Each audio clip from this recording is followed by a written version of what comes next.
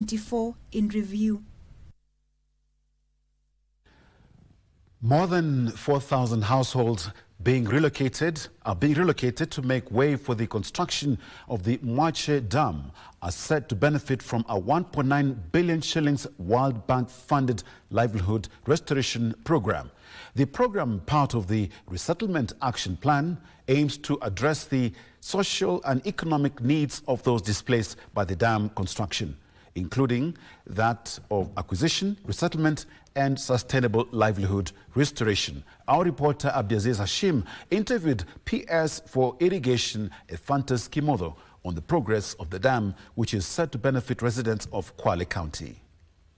Now, from the Wagamachame irrigation scheme to Mwache Dam here, actually it is one of the largest here in Kwale County, and we want to take a look at how many people it serves in not just this devolved unit, but the neighboring regions within the coastal strip. Joining us once more is none other than the Principal Secretary, State Department of Irrigation, that is CPA Ephantus Kimotho. PS, welcome. Thank you for visiting Mwache. How did we get here, and some of the challenges, because not all communities are very receptive to mega projects that are being undertaken in a land that they have resided for a number of years. So as a government, through your partners, how were you able to reach and overcome those challenges?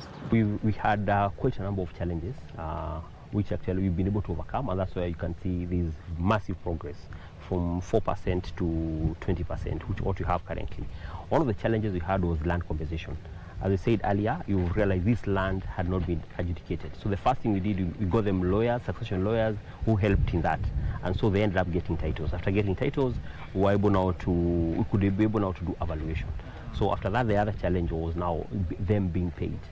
And that again was a big challenge. And also we came up with a payment plan, starting with the priority areas. And also we had to divide it, because we're talking about 5,000 acres. So we say because we wanted to have the dam going on and at the same time people competition going on, so we came with a plan of payments. And this priority area 1 and 2 is where you can see the main dam and the lower check dam. Then priority area 3 is mainly where we're going to be impounding water, and that will be happening from Feb 2027.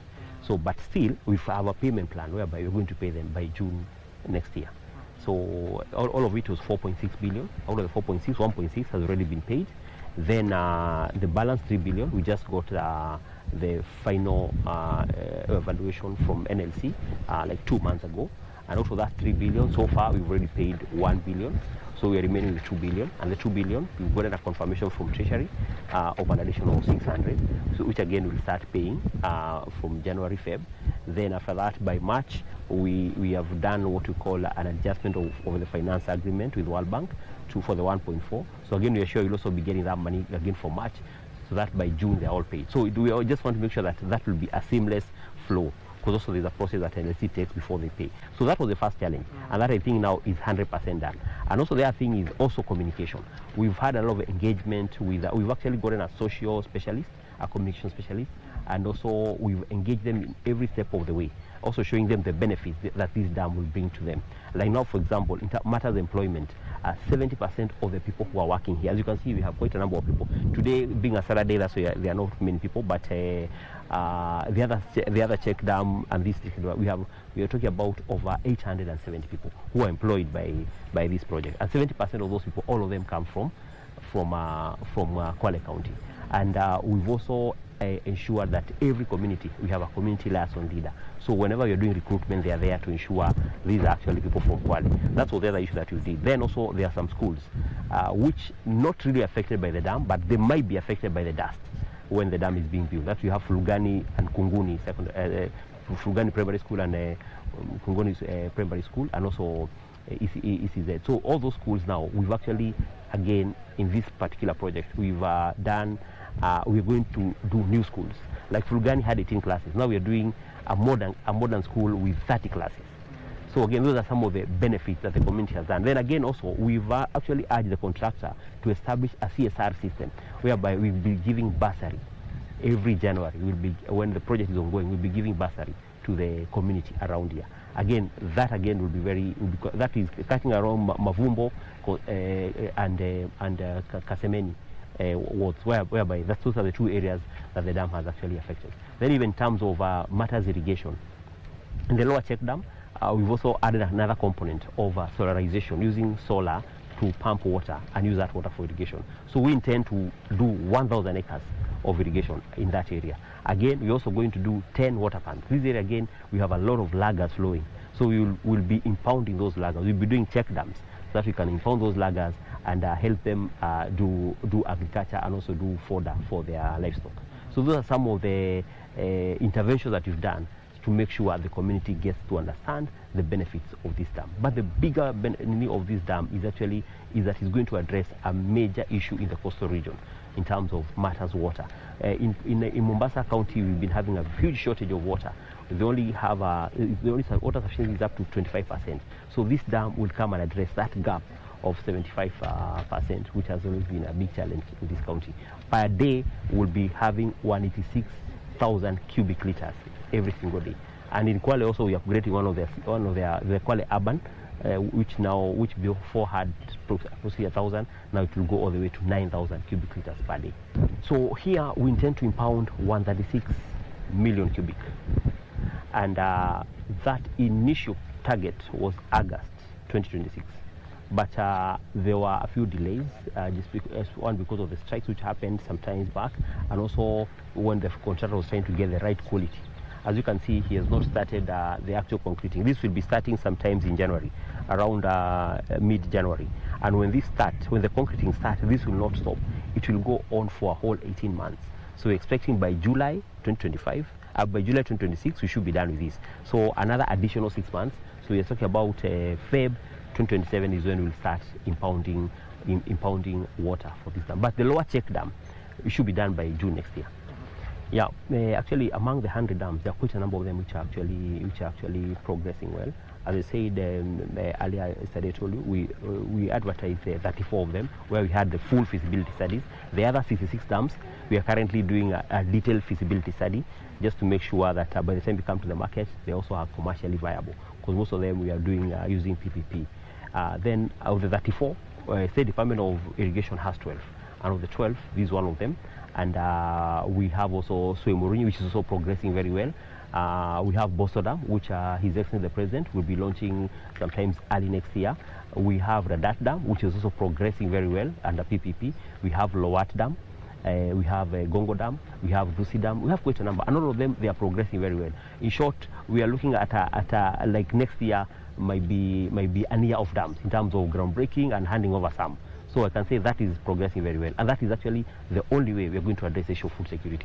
Because food security, because of the issue of climate change has happened, we realize that we can no longer depend on the rain-fed agriculture. Now we have to depend with irrigated agriculture. And for irrigated agriculture, for it to be sustainable and successful, we have to impound water. So that is the cornerstone of actually us addressing the issue of food security and ensuring our country is food secure so that we can reduce the food imports. Currently, we are doing over 500 billion in terms of food imports.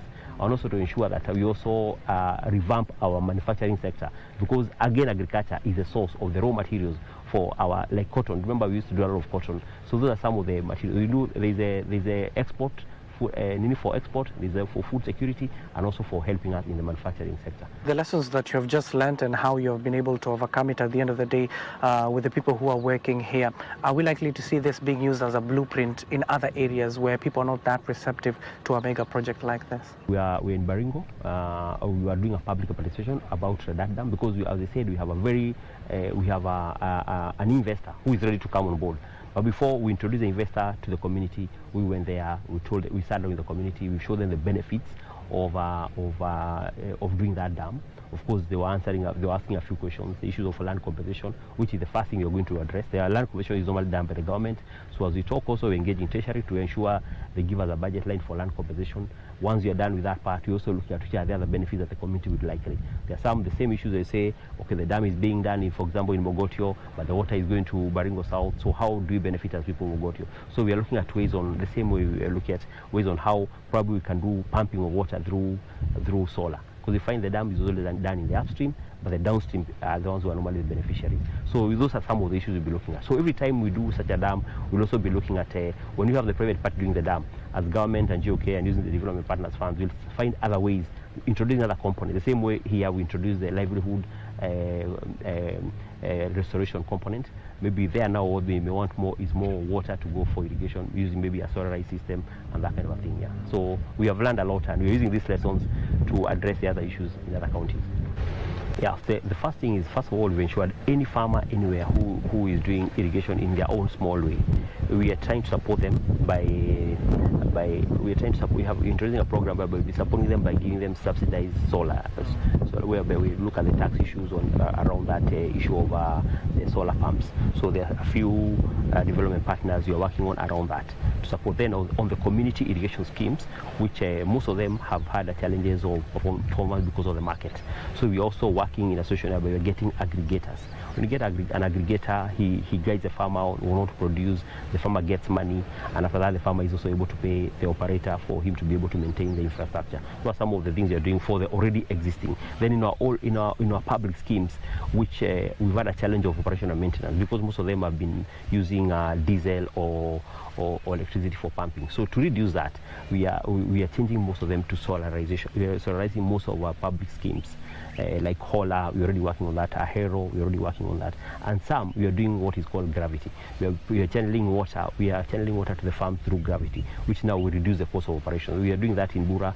We are doing that to also where we did that, and many other schemes. So that's what the other strategy. Then of course the other strategy now is what we are doing under PPP, whereby we are commercializing the large farms like Galana and Bura, so that we attract the private investors to do the same. Then now in the Asal County, whereby there we can say is food poor, we are actually trying to, and they have lagers, they have land, the only thing they lack is water. We also mapping the lagers and doing check down for the lagers, so that the lagers can also be able to help us impound water. After impounding that water, use that water for pasture.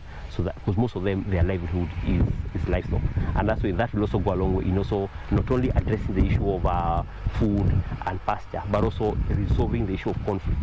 Most of the conflicts that appear there because of resources, that is water and pasture. So by so doing, we'll also have brought peace in those Asal counties.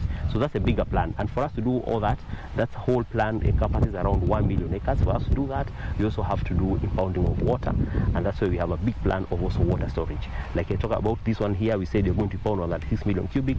When I go to Galana, we're going to impound another 350 million cubic. When I go to Radar, the one I just mentioned, we're going to impound another 124 million cubic, and that cumulatively, that's what I talked about as how we have a plan of impounding over 1 billion cubic liters. And for that for us to do all that, do impound over 1 billion cubic liters of water and do 1 million acres of irrigation, all that requires resources, and that you're not talking about anything less than 1.5 trillion.